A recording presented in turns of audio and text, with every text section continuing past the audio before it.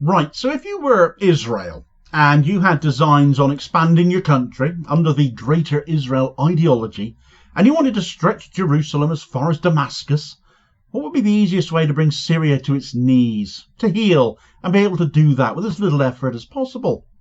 What can the people of Syria not live without, no matter how rich or poor they might be? Well, Israel has continued to invade southern Syria into the new year, having already seized land along the border between Syria and Lebanon, and despite pleas from the new Syrian leadership that they are Israel's friends, that they have nothing to fear from them, and they wish to be allies, Israel has just continued to encroach into their territory even further. More and more, it appears that Hayat Tahrir al-Sham, HTS, the al-Qaeda and Islamic State scraps, now putting on suits and offering up the appearance of civility, are kidding themselves as they thought help from Israel to overthrow Assad wouldn't come with a price tag. And the price is they're now coming for you because you've outlasted your usefulness.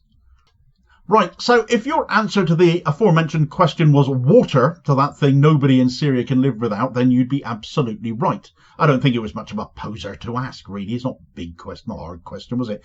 But it is going grossly underreported in coverage of Israel's encroachment of more and more Syrian territory that they have been seizing control of water sources as primary goals, and that goal appears more and more to be aligning with that Greater Israel ideology so many in the genocidal blue and white state espouse.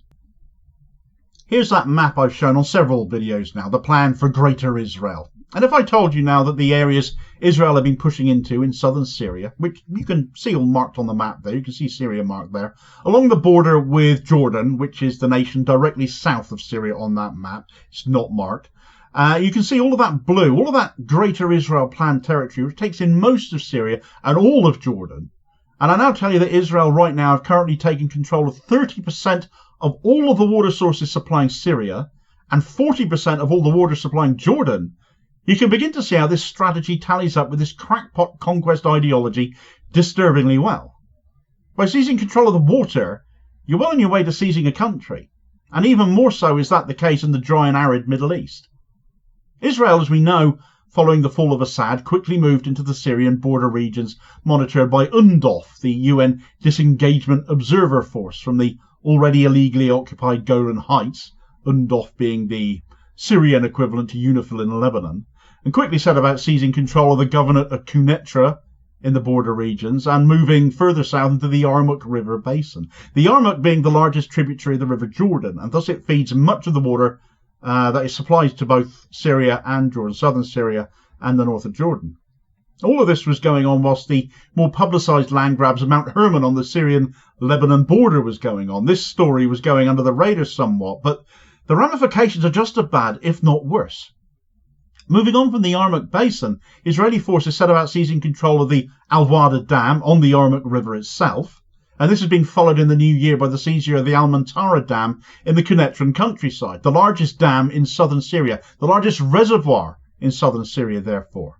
Meaning that, all told, to date, Israel now controls 6 of Syria's primary water sources.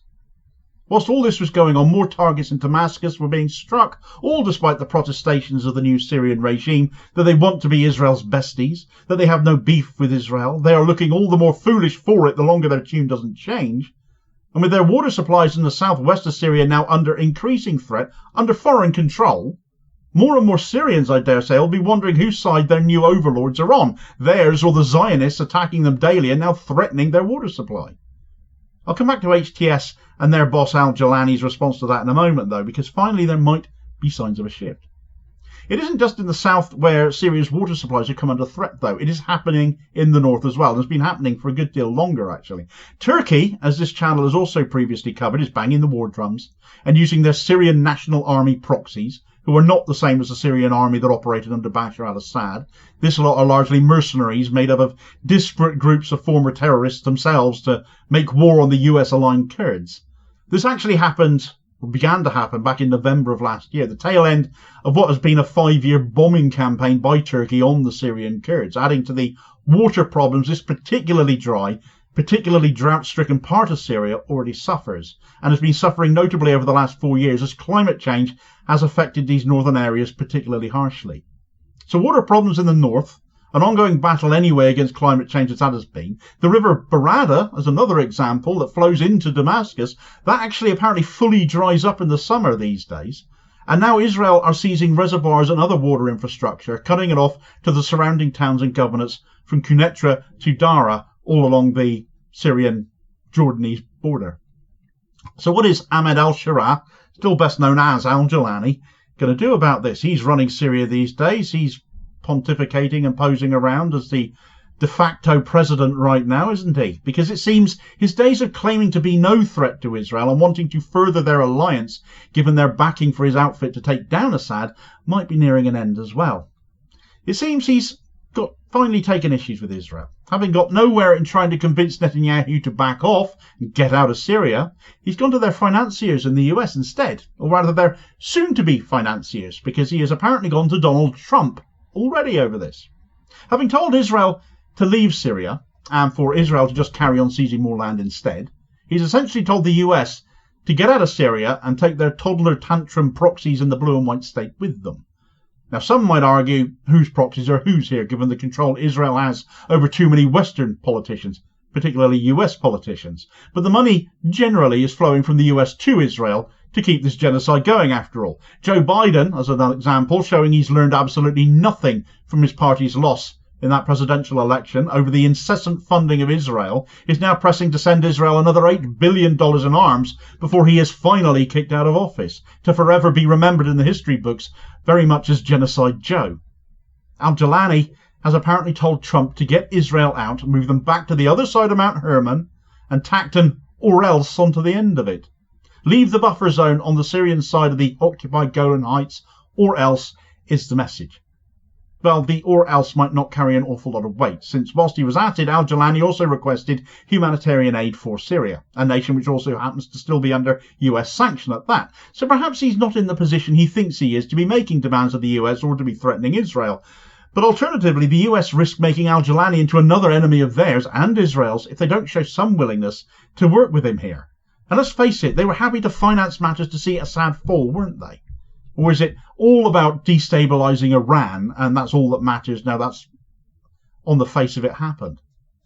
Requests for aid imply HTS are stretched thin, and that likely goes for their military capabilities as well. And that goes double when you consider Israel has been targeting Syrian military assets to prevent HTS inheriting them and using them. None of it is the action of a friend, but very much that of a foe. With friends like Israel, who needs enemies? And it slowly but surely appears that this might finally be sinking in to al-Jilani's head and his bunch of head choppers. Israel, for their part, conveniently are denying getting any such messages at all from Syria. Well, they would, wouldn't they? So is this the Greater Israel plan being enacted or not? Tactically, it would appear to match those aims, and so adding more fuel to the fire was a tweet from Israeli Communications Minister Shlomo Karhi, possibly the same guy not picking up the phone to Syria right now, given his role. But on the 29th of December, he tweeted out, upon a visit to the tunnels under the Al-Aqsa Mosque, contentious enough in itself as that is, he tweeted out that, "This morning I was privileged to enter the Western Wall tunnels, go back in time in the excavations under the Western Wall Plaza, and pray in the holy place opposite the Temple Mount, courtesy of the Western Wall Heritage Foundation. I prayed for the success of the people of Israel, for the return of our warriors adorned with the crown of salvation and the wreath of victory, and for the soon return of our kidnapped loved ones home. These days, when Israeli soldiers are victorious in all directions, I am reminded of the words of the Midrash. The gates of Jerusalem will reach to the gates of Damascus. The spiritual strength of Jerusalem illuminates our path and connects us together.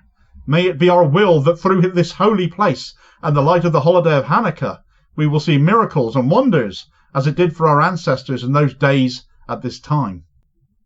Gates of Jerusalem would reach the gates of Damascus, eh? Well, that comment caused absolute hell up.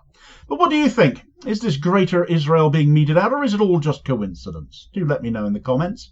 Meanwhile, speaking of sending threats of repercussions, Lebanon has been doing it too, or more specifically Hezbollah have, as the number of ceasefire violations committed by Israel since November 27th, the day the ceasefire began, passed the 1,000 mark. Begging the question, where are the overseers here? Well, if you want to know exactly what they've been doing, where they've been all this time, wonder no more. Check out this video recommendation here as your suggested next watch to find out all about that. Do also hit like, share and subscribe before you do so, though, to ensure you don't miss new daily content and to help support the channel, which is very much appreciated. And I'll hopefully catch you on the next vid. Cheers, folks.